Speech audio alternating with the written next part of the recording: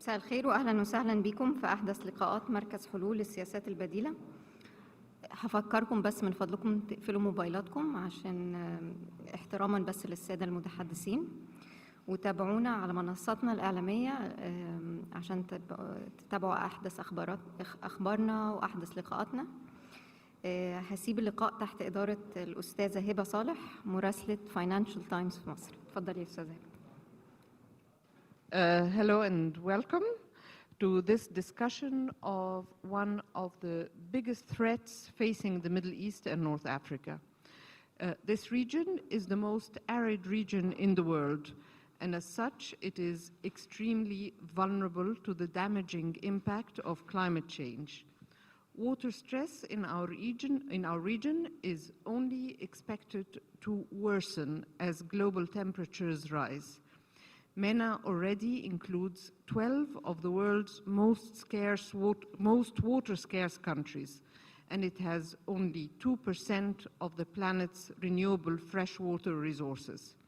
It's also a region marked by economic instability, political conflict, and rapid population growth, all of which weaken its ability to face the environmental and socio-economic challenges posed by water stress.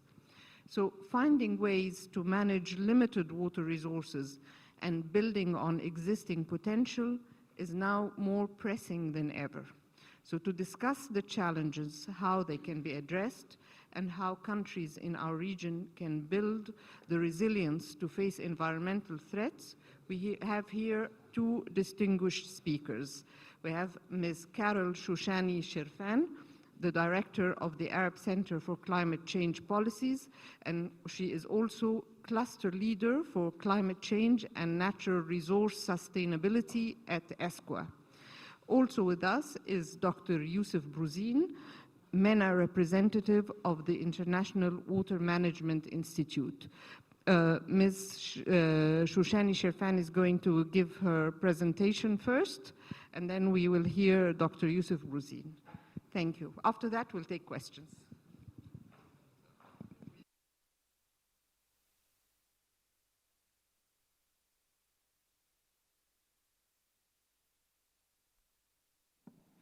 There we go. Again, thank you for inviting me. It's nice to be back on the AUC campus. I was here actually as a foreign exchange student back in the 90s, so it's very nice to be back here, and thank you for the invitation.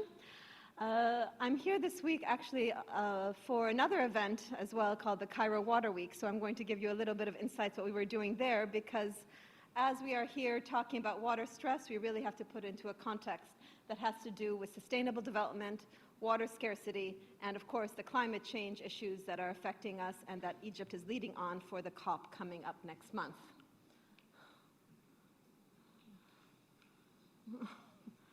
It's going to be a very long presentation if this is going to go on. Sorry, I'm hitting you on your stomach. There we go. Okay. So just to make sure that we're all on the same page, as a representative of the United Nations system and the regional organization that supports the Arab states, we are supporting the achievement of the Sustainable Development Goals. And I hope that you've heard about this. It was adopted in 2015 through something called the 2030 Agenda that establishes various parameters and key principles for ensuring that we can achieve a global set of goals that meets our human rights needs. Where is it?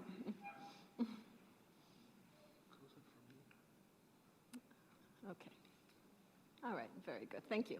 And out of these goals, there are 17 goals, one of which is dedicated to the achievement of water for all, water and sanitation for all. But across the 17, we find that indeed some explicitly mention the importance of water and therefore has direct implications for water stress when we think about sustainable development. And then some have indirect implications on development depending on water stress parameters. So this nexus approach that thinks about water as a connector across sectors is important to think about when we look at climate change issues, and also when we think about water in the context of climate change and human rights, because as we are unable to achieve our water needs, this has This is exacerbated by climate change and does affect the ability to achieve our development goals. And just again, to put us on the same page, because I'll be going back to this a bit later in the presentation, the Sustainable Development Goal that looks to achieve water and sanitation for all has several targets included. They have to do with, obviously, access to water and sanitation. It has to do with wastewater treatment and reuse, Egypt being one of the leaders, in fact, in reusing irrigation water and reusing water for other purposes. It has to do with water scarcity, water management, ecosystems, and water quality. And to ensure that through the achievement of engagement with the people, with the public, and cooperation and good governance. So, why I'm here this week and have the opportunity to be with you at this address is that we are in the midst of the Water Action Decade that was adopted in 2018 intentionally to focus on the issue of water stress and the need to ensure water availability for all. While there is that dedicated goal under the 2030 agenda, the collective set of countries led by Tajikistan, Egypt was a member, many Arab states came together to establish a decade to ensure that there is an acceleration of efforts to use integrated water resource management to achieve sustainable development, energize implementation, and mobilize action and financing for these goals. So why this is timely is that we have had in ESCWA, as a regional commission again for the Arab states, a work to prepare on how progress has been on achieving those goals. And just this week, concluding just a few hours, was Cairo Water Week, which established a call for action that looked very much at water and climate connection. In fact, the theme of Climate Water Week this week was water at the heart of climate action. So we'll get back to that, and next week, indeed, there's even a consultation to talk about this, and I'll share with you the link at the end, in case you would like to get more active in the work on climate, on water engagement at the global and regional levels. So let's get down to numbers and what this means for us. As mentioned in the concept note for this distinguished gathering, our region is the most water scarce. It's highly water scarce. We can see here that it is amongst the most stressed in the world with the gray area. We also see that this is affecting our availability of freshwater resources per capita. In fact, 19 out of 22 Arab states are below that 1,000 threshold, cubic meter per person threshold, and Egypt being even under the 500. So you can see from 500 to 1,000, so you can see that a majority are already water scarce and even extremely water scarce below the absolute water poverty line. Egypt is also no stranger to the fact that we are very dependent on transboundary resources. So while there is stress, we can't only think of what's happening in but how we are dependent in our larger water basin system.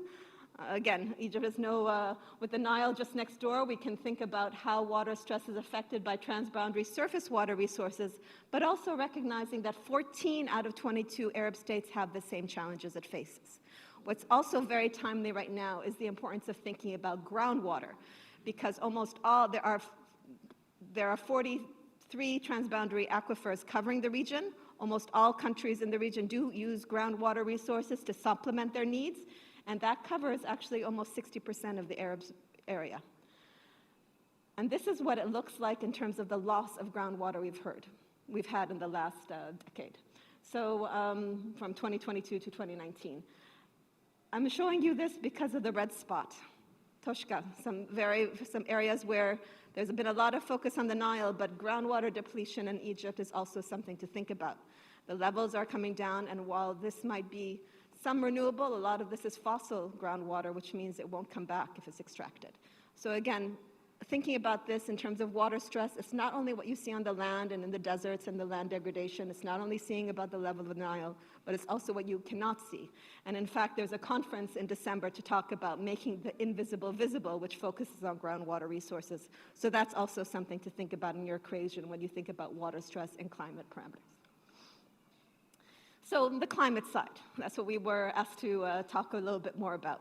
We see the observed data, and understandably, we are in that middle part of the world where temperatures are increasing, and this is observed data. Precipitation, a little bit more variable. You can see depending on heat and depending on the water cycle, some places are getting a bit more, some places are getting a bit less. This is observed data from global data sets. And the IPCC, the Intergovernmental Panel on Climate Change, does a good job to try to get an idea of what's happening globally.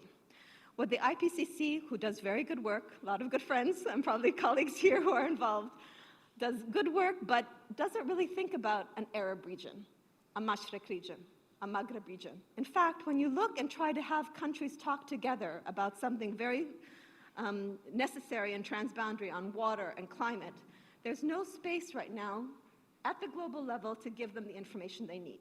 You can see the Arab region is divided under different sections. So the work that we do at ESCWA with the support under the auspices of the League of Arab States and our Arab Center for Climate Change Policies, and based on the mandates from Ministers of Environment and Water and Agriculture, is in fact to help Arab states better understand what climate change means for water, water availability, and water-dependent sectors. And that includes, of course, agriculture, health, and other sectors. We've been doing this since 2010.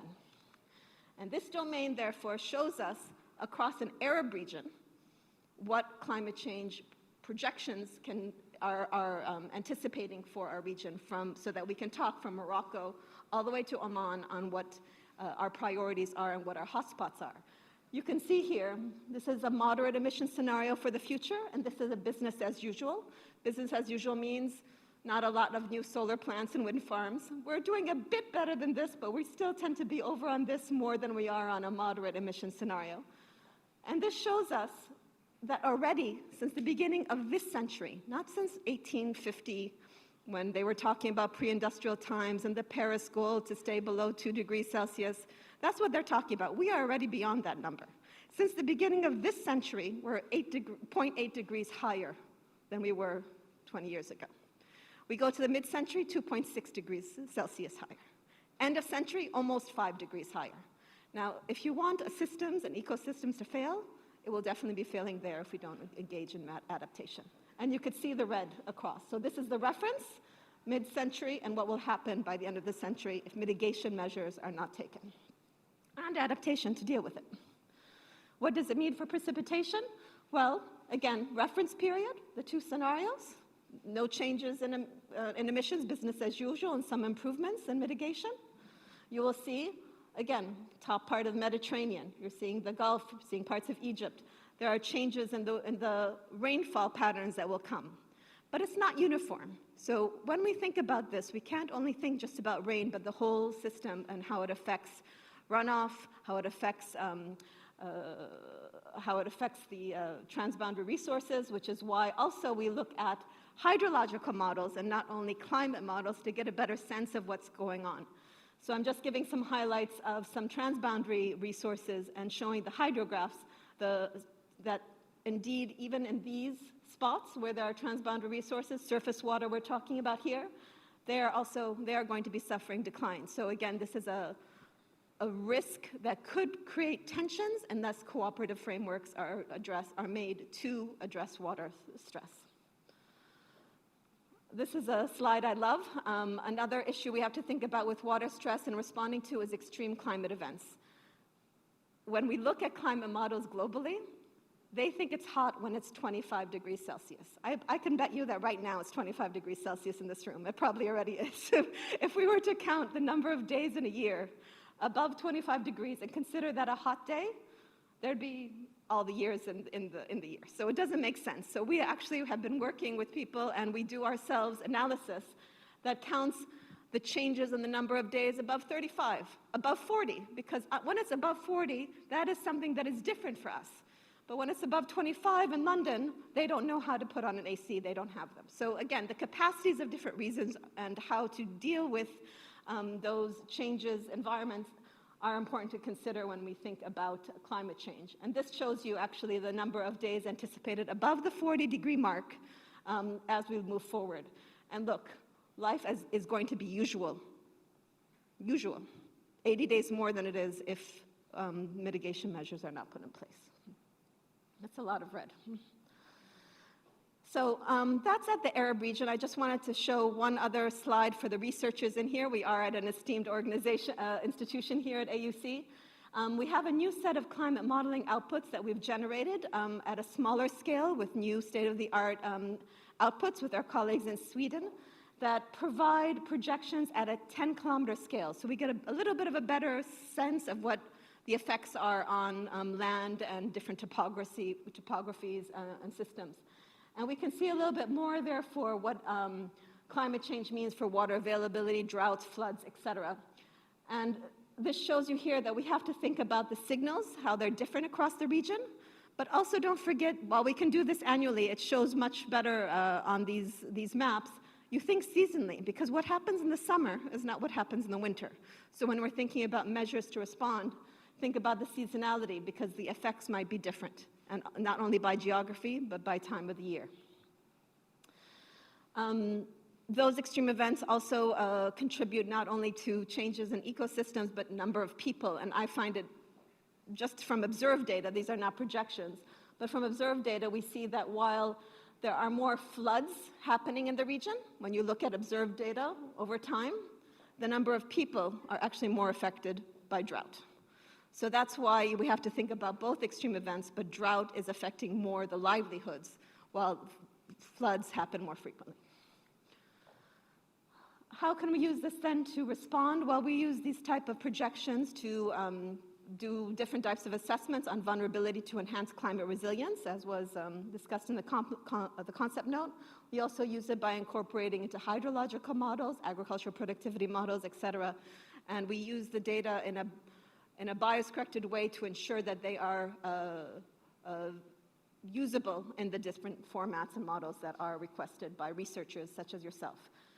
Just as a caveat, and I'll mention at the end, all the data that you're seeing, open access, freely available for download, or tailored outputs that you can use for your own research, and we encourage that. So while we're looking at impacts, we have to think about also not only the biophysical system, but how people and society can handle it. And that's why adaptive capacity is so important when we think about resilience. We are of the mind that the environment might be 50% of the factor, but in the end, the ability of society to handle it is another 50. So what happens in Lebanon right now, who can't even have electricity for more than a couple hours a day, is not like how UAE can handle a stressor. So the adaptive capacity of societies is part of the vulnerability equation, not just the biophysical system. And so when we think about those components and the different aspects of vulnerability, and not just the exposure to climate change, we can see a slightly different type of picture. So this is the picture for vulnerability by end century for water availability. Where are the areas that are most stressed because of what? Limited adaptive capacity in southern Sudan and Somalia. Somalia, even though it's in drought now, actually gets more water in the future at some points. But because of their adaptive capacity, this is the challenge. When you think about vulnerability of the agricultural system, which I'm sure my colleague is going to get a lot more into on the technology side as well, you see where the hot spots are in the region about the ability of water to support crops. And when you link that together and then think about employment in the agricultural system, where women are also a large share, if not a majority share, look what will happen by end century if things are not made to, and of course, I'm just using the extreme end scenario. You can dissect this information at nearer terms. But this is rather dramatic if the vulnerability caused by lack of water access and what it does for agricultural employment. We do this also at a national scale, at governorate scale. This is something we did for Jordan at their request recently about the vulnerability of the water sector, showing where what parts of the region are more vulnerable to changes in climate when you think of water supply and sanitation. We also do it at the watershed. This is doing much more common. So this is in Lebanon. What happens over time in terms of vulnerability, again, taking into account the climate change impacts, but also the socioeconomic impact. And this is just one example where we tagged in also agricultural productivity.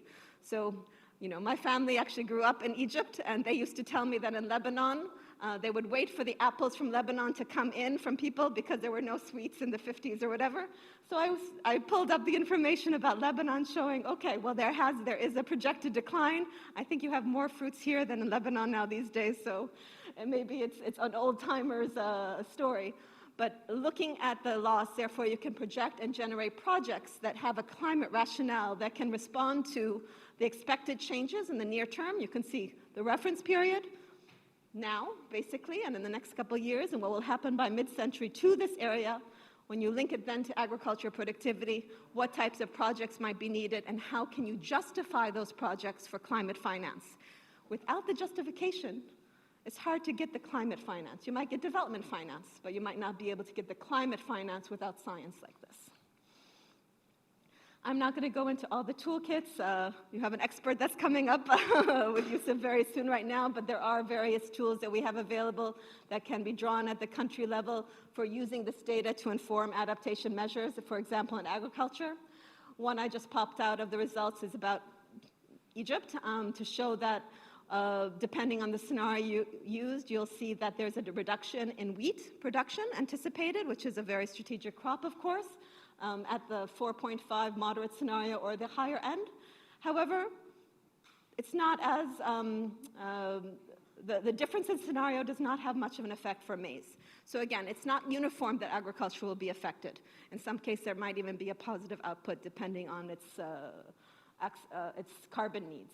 So it's really important to figure out the crops that you want and what you want to target in terms of also the industries that might be affected and the livelihoods when you are looking forward to invest and provide climate rationales for adaptation measures or green jobs.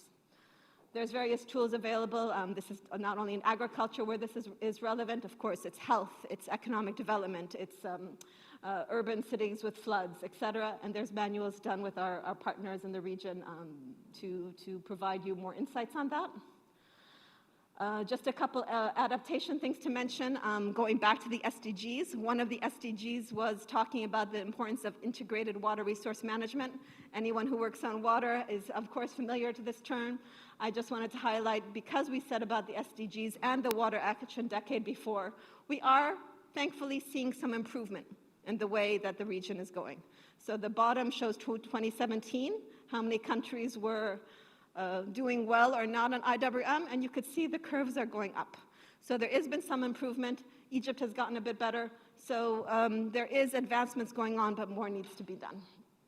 And then finally, in wrapping up on climate, we have done assessments in terms of the needs of countries.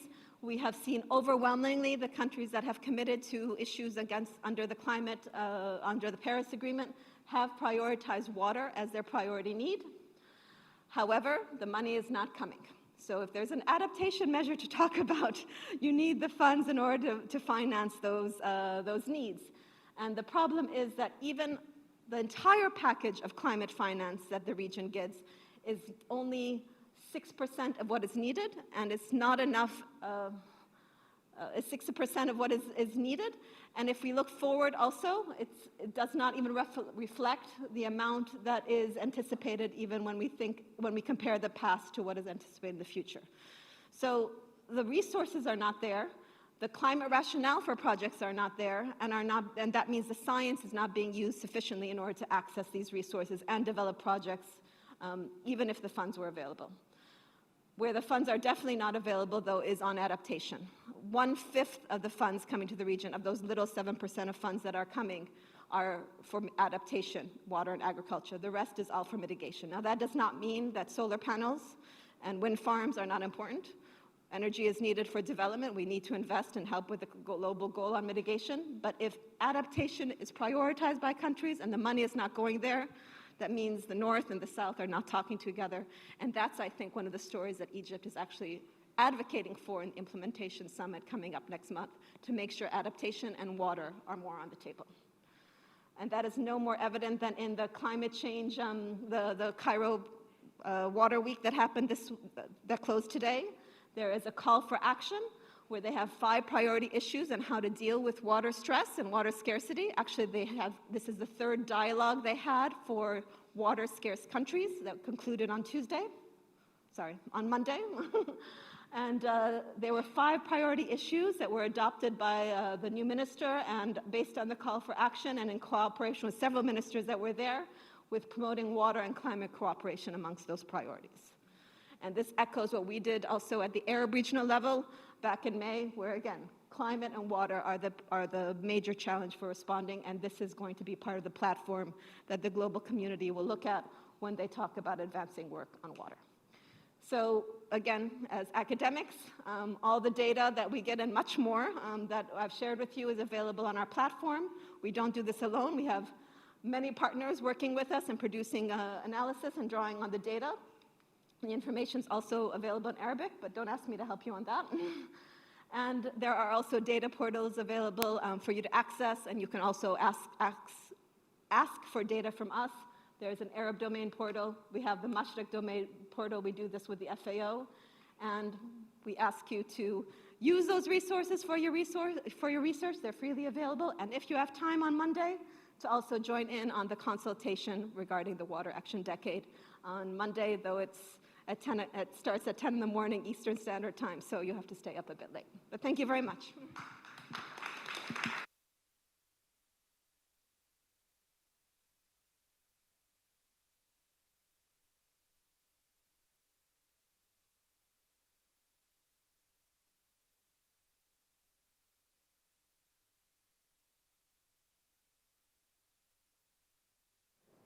While waiting for the presentation, Assalamu alaikum.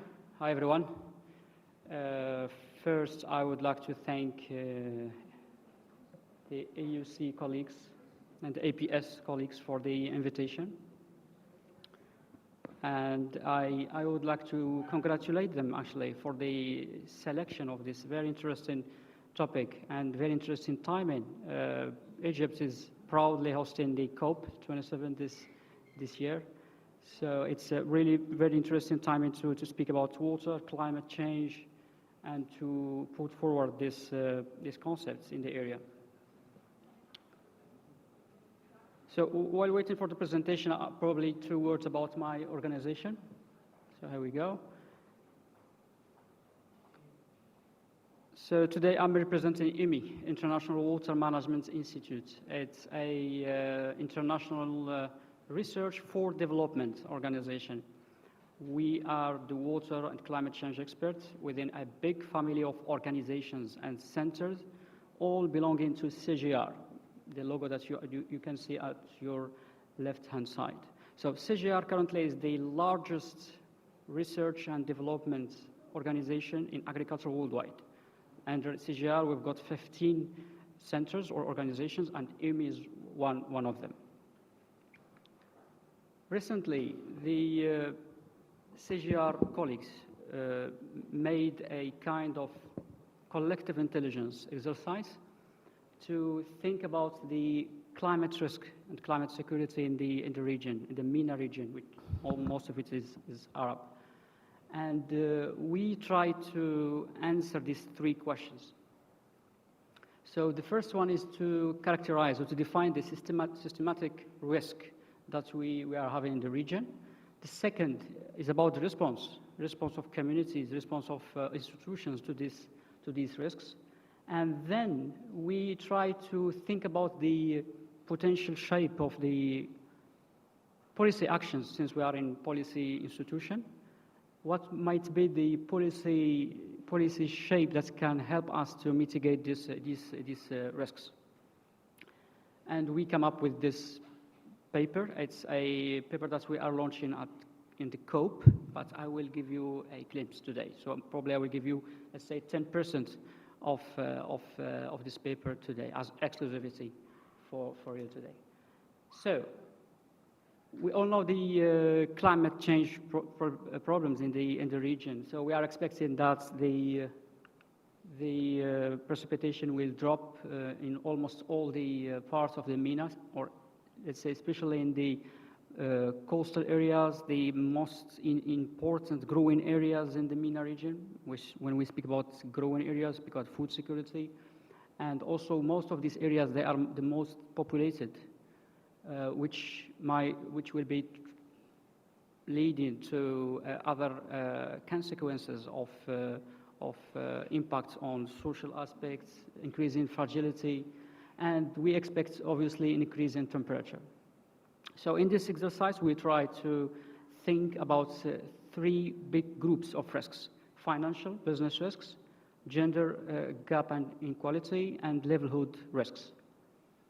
And we try to also to address the potential response of the systems that I mentioned previously: the financial response, women empowerment, capacity development in agriculture, since agriculture is the largest user of water in the region, monitoring and planning response, water security response, innovation response. Today I will be focusing on water, the water aspects. And I will give you some outcomes of this reflection in terms of the potential solutions that can be implemented based on the research and the results of all these 15 organizations working in the MENA region. But before that, let me talk about the definition of water security. We hear a lot water security, but we've got different definitions. This is one of the most common ones. So water security is about the availability of an acceptable quantity and quality of water for health livelihoods, ecosystems, and production, coupled with an acceptable level of water-related risks. So we accept risks in water security. We know that we need to navigate risks. And this is the tricky part, the solutions, the adaptation solutions that we need to implement in the region. The first thing that we think that can be very important to be implemented in the region is factoring the water sector within all, let's say, policies, but mainly the climate-focused policies.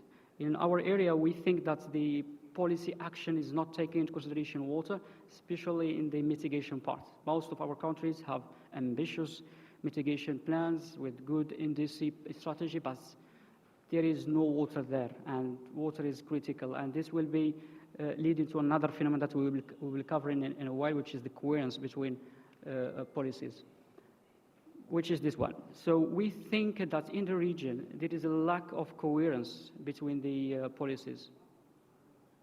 We are currently, as IWMI, we are currently launching a regional project just about that, just about analyzing the gaps between policies, how to make these policies coherent. Policy regarding food, the other one regarding energy, social affairs, etc.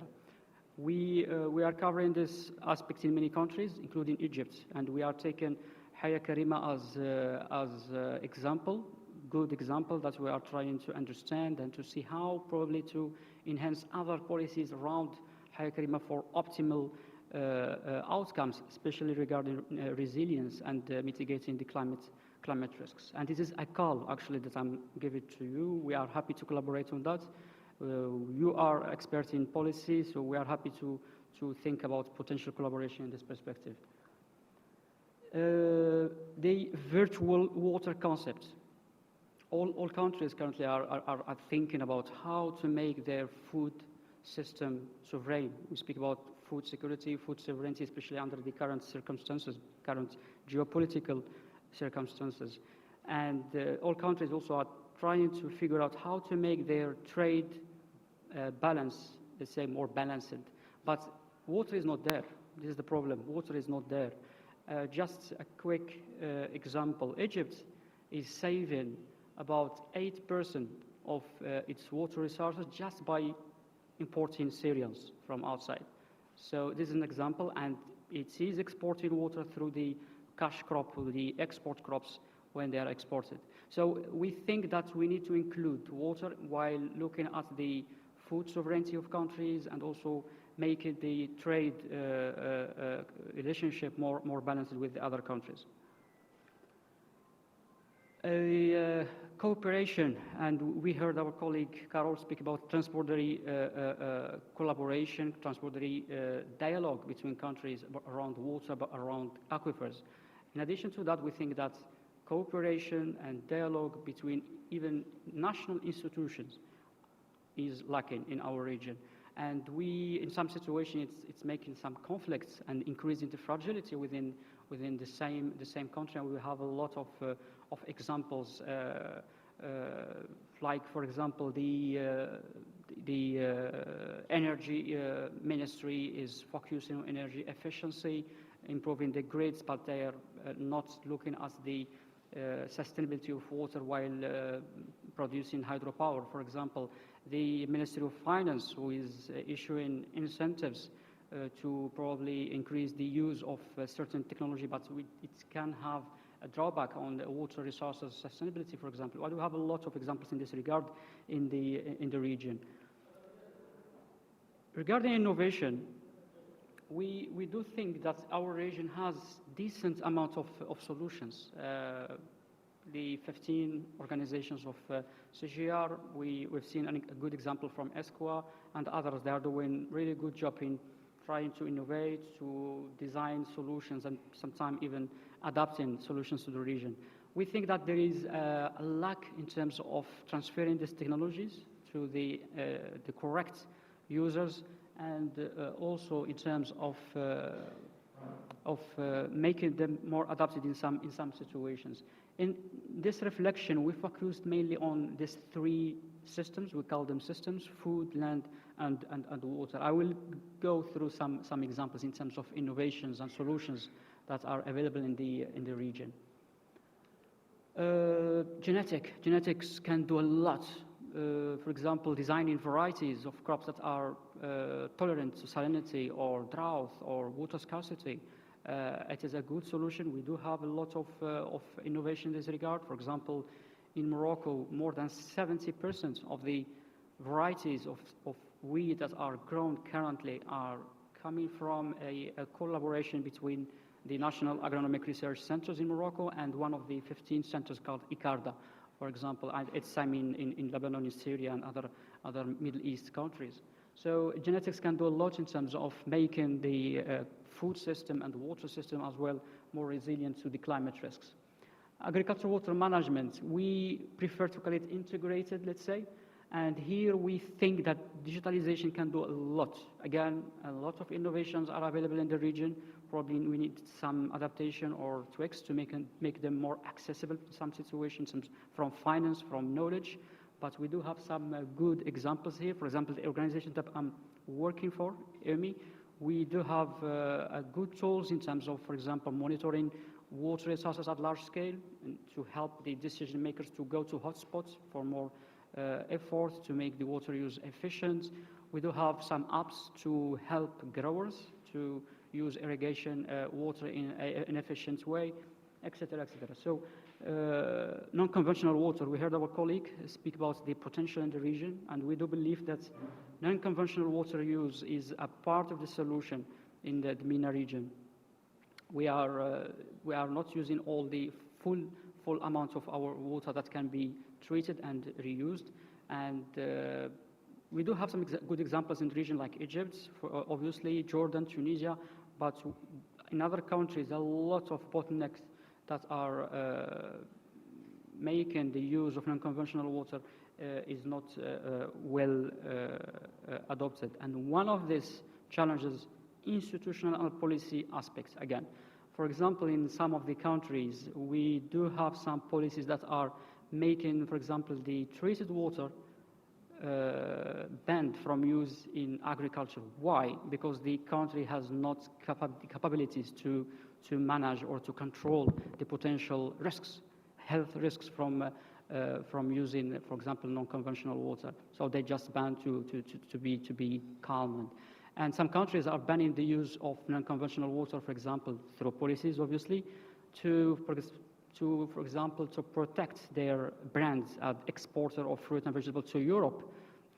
So they just ban to be sure that their image will not be touched in the foreign markets. And we think that all these policies need review, need probably case-per-case analysis to make them to make the reuse of non-conventional water more common.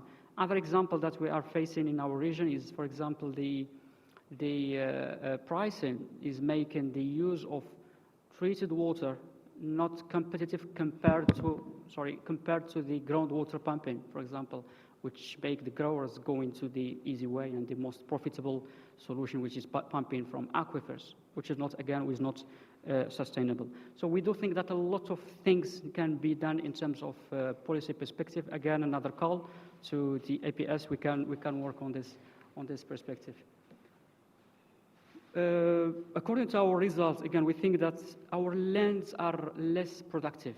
We can do better in terms of making the unit of land in our region, which is limited, by the way. It's one of the limited resources, limited factors of production in the region.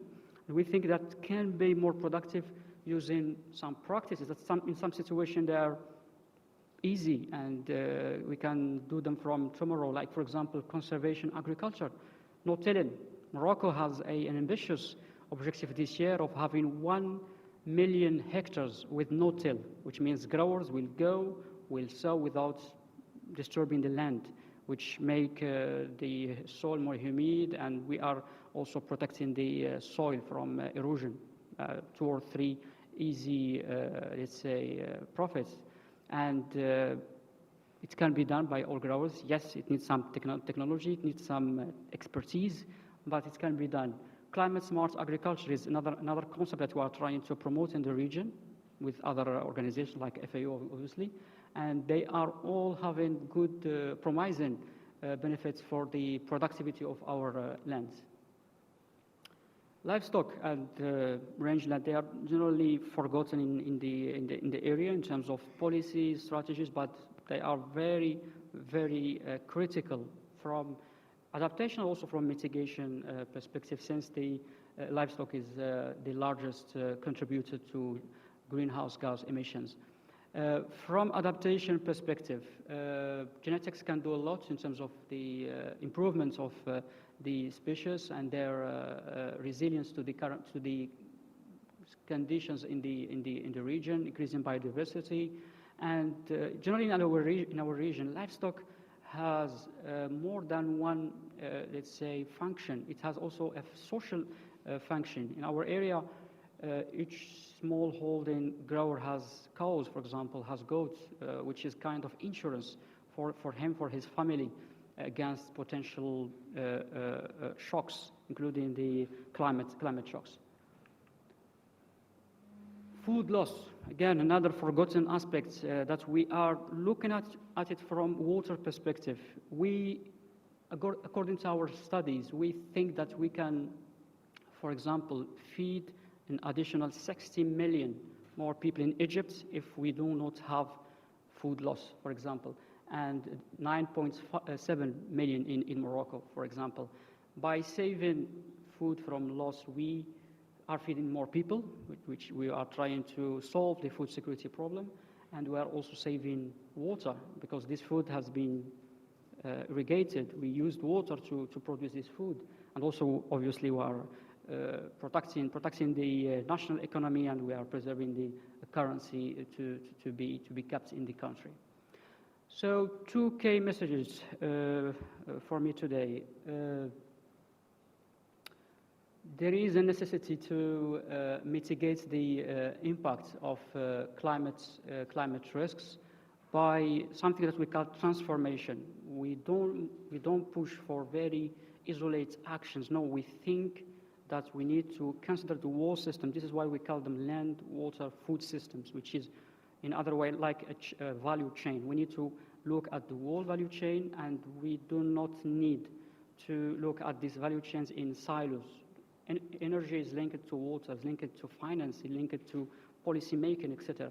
And to finish on good note, definitely MENA region is very fragile. It's one of the most fragile areas. We've seen that in the results of our colleague. But we do think that there is an opportunity to make it more resilient if we take proactive actions. If we go for proactive strategies, we will reduce the potential impact, and we will reduce also the cost of action later on. And I do invite you to look at the paper once launched. I will share it with the colleagues probably. It is very comprehensive. It is going through all systems. Today I talked about water, but we've got more than water there. Thank you.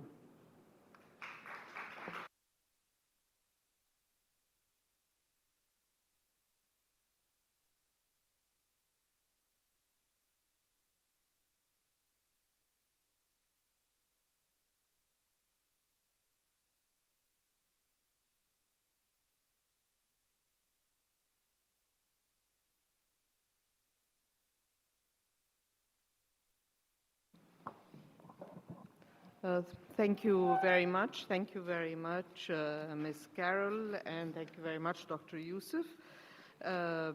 You've given us a lot to digest, and so I'm going to ask you both a somewhat unfair question because I'm a journalist and I like things to be simple, and you've given us a lot. So let me start by asking each of you, what are the priorities? There seem to be risk scenarios everywhere. We've seen all these red parts or bits on your illustrations. What should we see? Are governments rising to the challenge? Of course, it's not like there are, I know it's a big region with lots of different governments, and what should they be focusing on as priorities short term? Shall I start with you?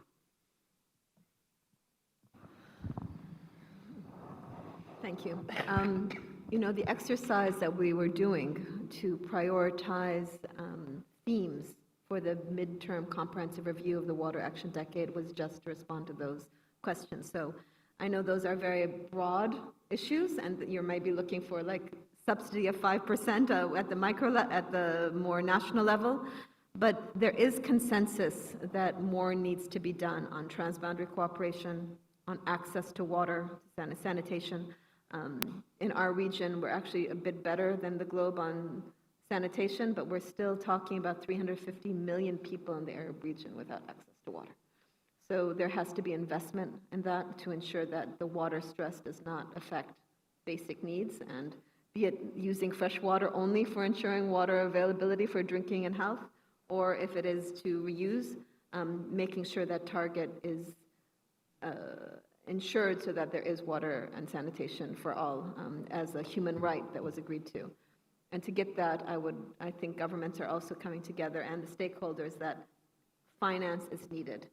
You know, one of the stories that we get is that because we're an arid region, because we have deserts, climate is not the issue.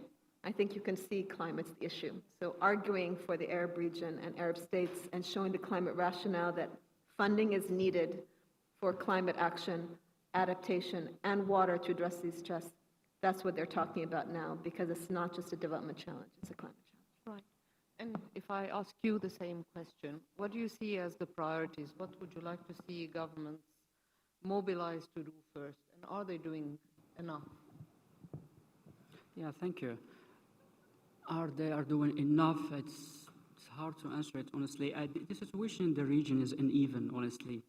We are seeing different extent of action from the government, and it is uneven also across the sectors. Some of them, they are good in planning, others in capacity building, others they are good in probably in water, not in food, etc. I think in terms of urgent action to do now is to understand the fragility of each country or region even. We are speaking about region. We are water organizations, so we like to speak about watershed. Yeah. Watershed is our unit, but yeah. Understanding the fragility aspect against climate, water scarcity, and once it is identified, we can set the priorities and actions depending on the features of this fragility. And given that most governments are there for a limited amount of time, are you able to convince them, or do they understand that this is not something that's going to happen in 15, 20 years, maybe when they're no longer in office or they're no longer alive even? Is this sense of urgency there? Are we seeing the impacts already? Yeah, very good question. Honestly, in terms of actions, we do think that there are two groups, near-term and long-term actions. For example, once we've got the drought here, for example, there are some set action that can be done to mitigate the impact, for example.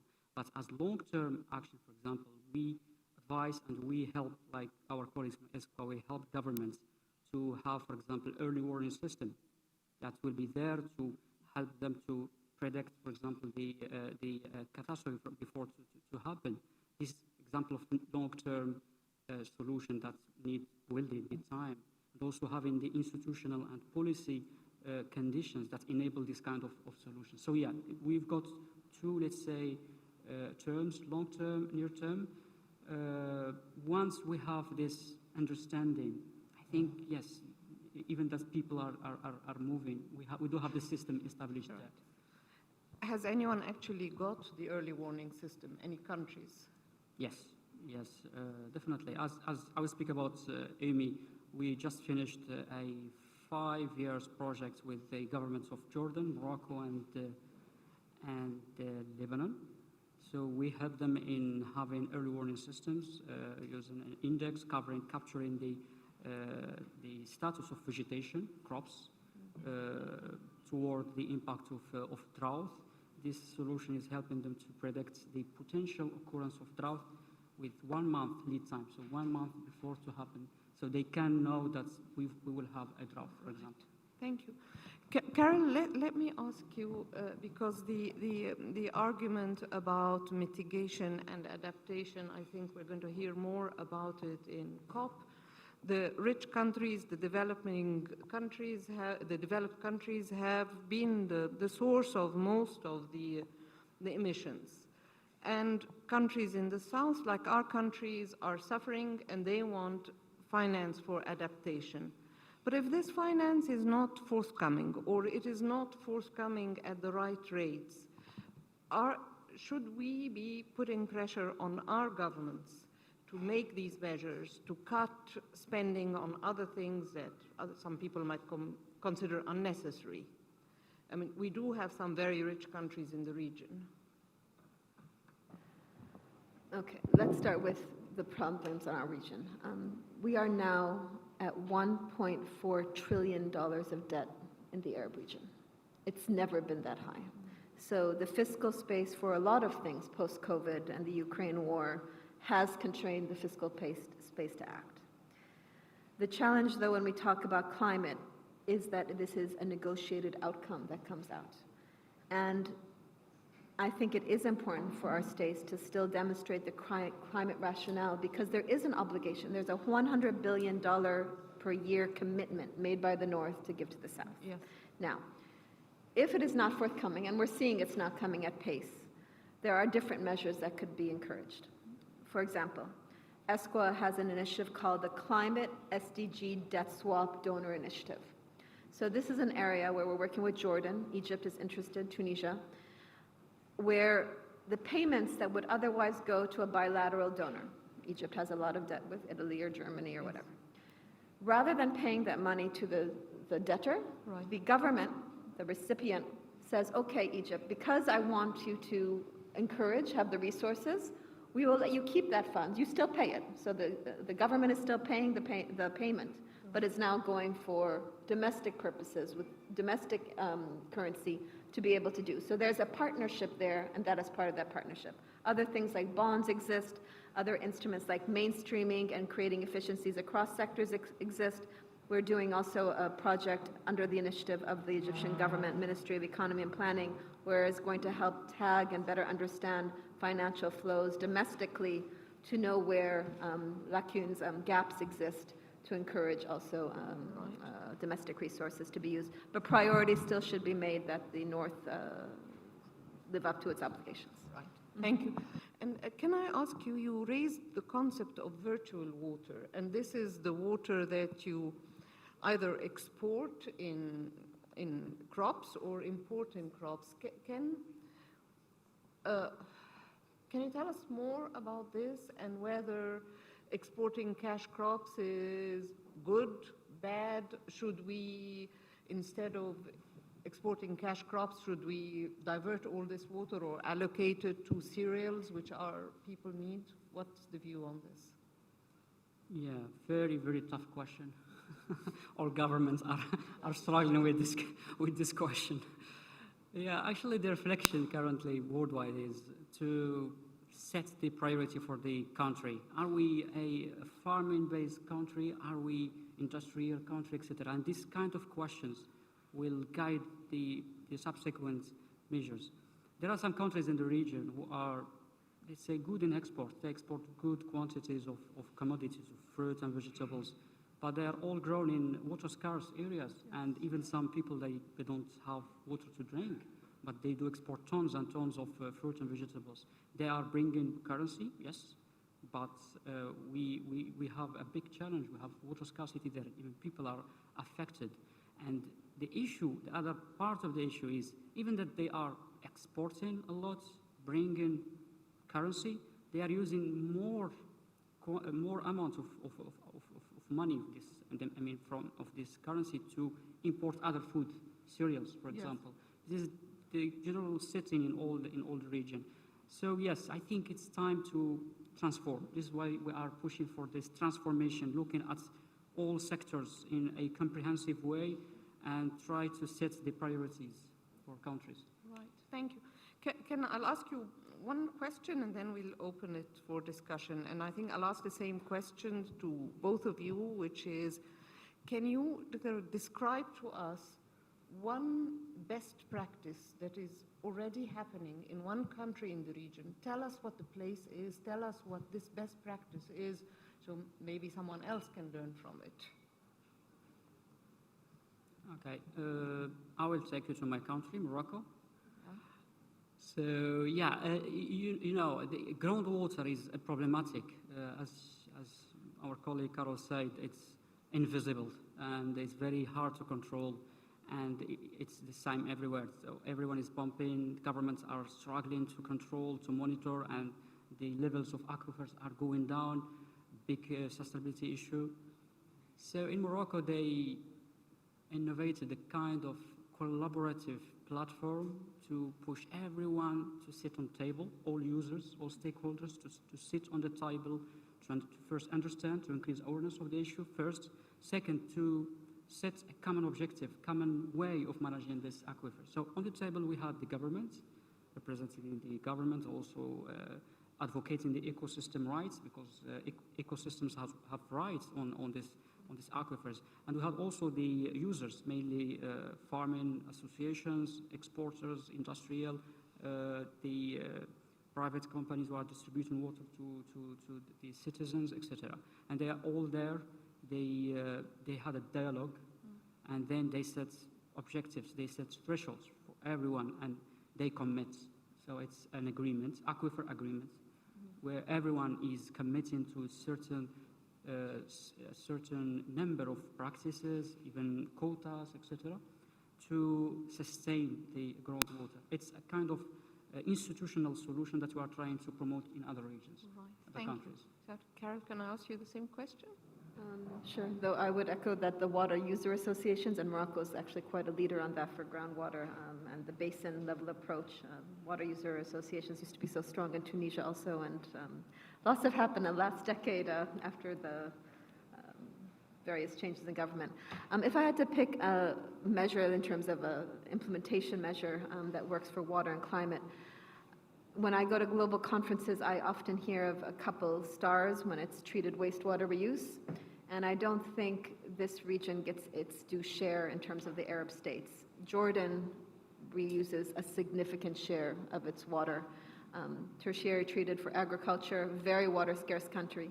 Egypt uses a lot of its water and reuses the irrigation along the Nile as it goes up. I think more can be done to increase awareness about that, because I have to say, anytime they say the MENA, they're saying another country is the best. And I think from between Jordan, there's a lot of lessons learned that could be shared across Arab states here, and also the experience of Egypt. Thank you. Shall we take questions now? Okay.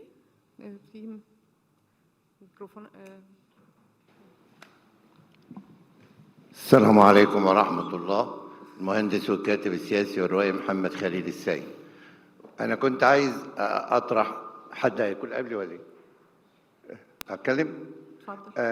كنت عايز أطرح حاجتين في دقيقتين. عايز أقول إن أثيوبيا، أنا قرأت عن أثيوبيا أنها بلد التريليون متر مكعب، وأن لديها أنهار تلقي بعشرات المليارات في المحيطات. فليه ما نحولش هذه المياه؟ يعني أنا قرأت أن ممكن تحويل نهر الصوباط عبر منطقة بحر الغزال إلى مصر، وهي تجيب مليارات من المياه.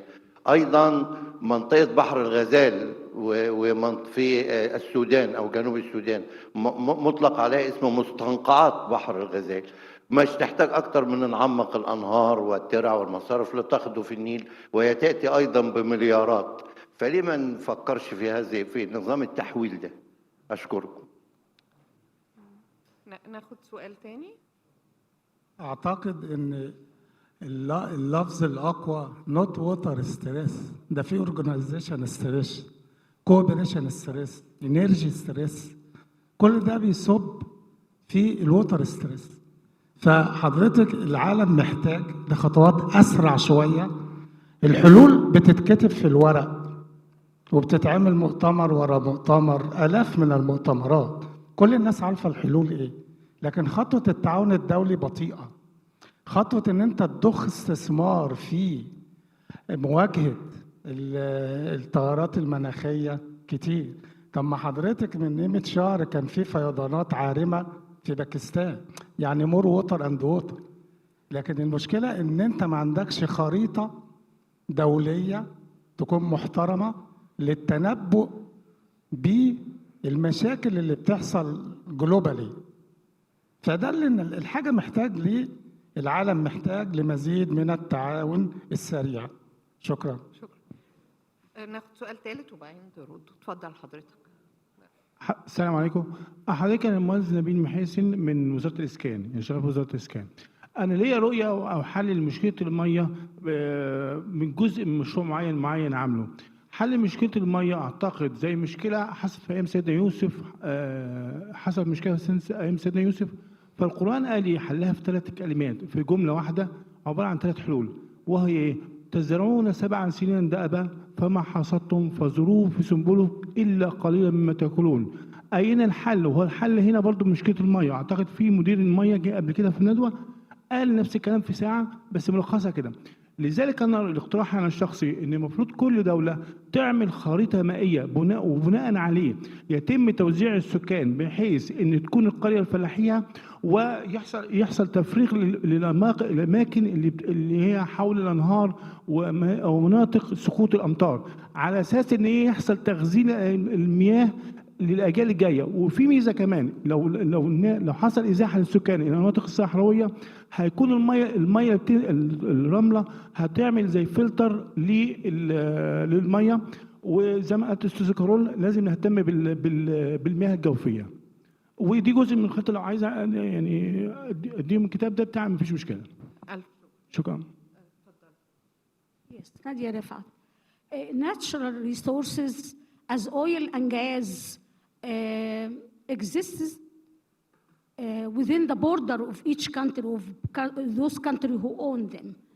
So no problem to export them to other countries. But water is not like this, because many countries and many states lay on the same source, like Nile and Mediterranean Sea or Red Sea or many others. So I think we need legislation and laws to determine and to keep rights, equality of sharing for those countries lay on the same resources. As happened now between Turkey and Syria and Iraq and Ethiopia and Egypt. And it will lead in the future to a conflict, and maybe the future wars will be on water. Thank you. Thank you. Would either of you comment? Do you have any comments, any responses to anything that we've heard? No. Please.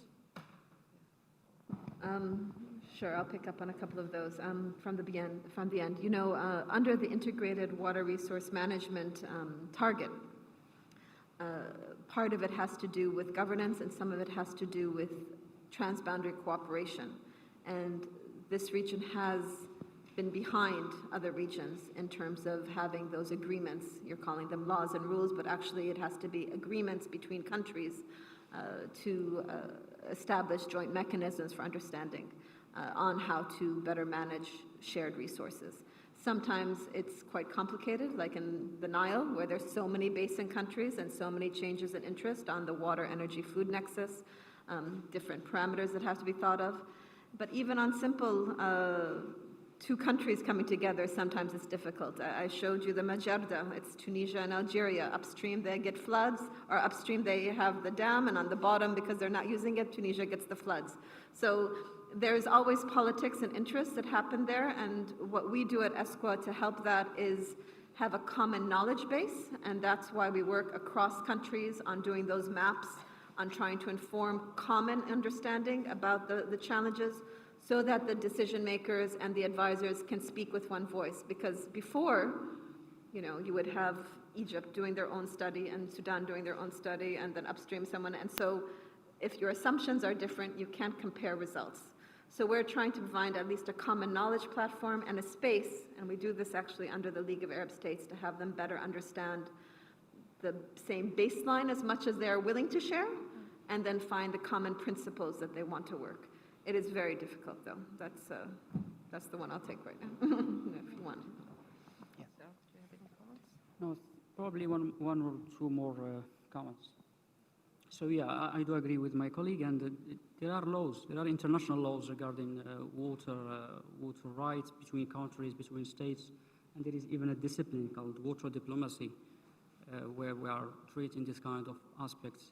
And as my colleague said, transborder cooperation is not only discussing the quotas and amount of water to be drained to the other country. There's also share of knowledge. Some countries are let's say, they are good in some aspects, others they are good in other aspects, and also sharing of data. Data is very important to manage water. We do understand that, and ESCWA is doing a good job in providing this data. My colleague asked everyone to take benefit from it, and I do the same. I invite you to take benefit from this database. So yeah, sharing knowledge, data, and also discussing and making conversation. The other thing that I can mention regarding our colleague from ISCAN, yeah, it's one of the solutions, but it is implemented currently, but in different way. So in most of the countries of our region, they know that they need to take into consideration the natural resources factors where they are planning for new cities. So now all new cities are planned in this way. So they are taking into consideration the limitation in terms of water resources, sanitation, and hygiene while planning new cities. But doing it for all cities is a little bit challenging. Thank you. Thank you. Any more questions?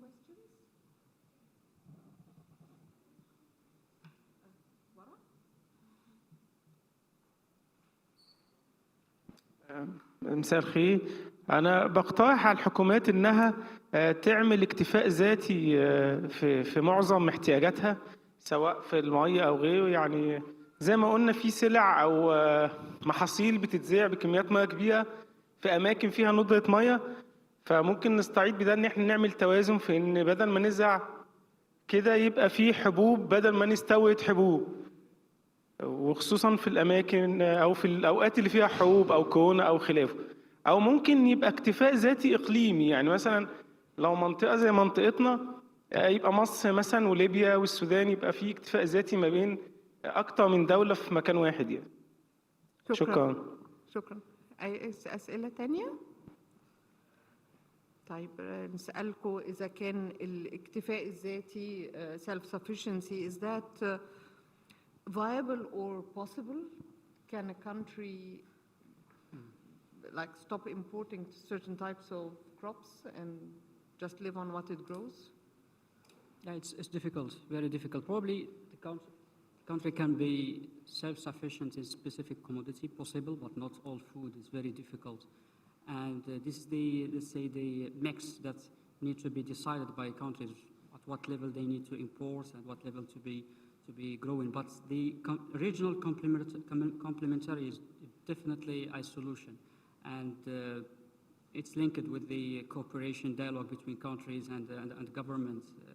And there is a big potential, honestly, in some crops, some commodities that can be grown and traded between a group of countries within the same region. And you mentioned a good example, Egypt with Sudan. We at MENA we do see a big potential, for example, for all forage crops between the two countries, and also meat. Egypt is importing a lot of meat, and Sudan and other countries in the region, they do have good livestock capabilities. So yeah, we do believe in regional complementarity. I have one question, and if there are no more I just have one question, which is, water is very important, and it's also very complicated from all what we've heard and seen today. Do you think enough is being done across the region in societies to actually discuss and understand this? And can societies where populations are not really part of the general discussion, can they actually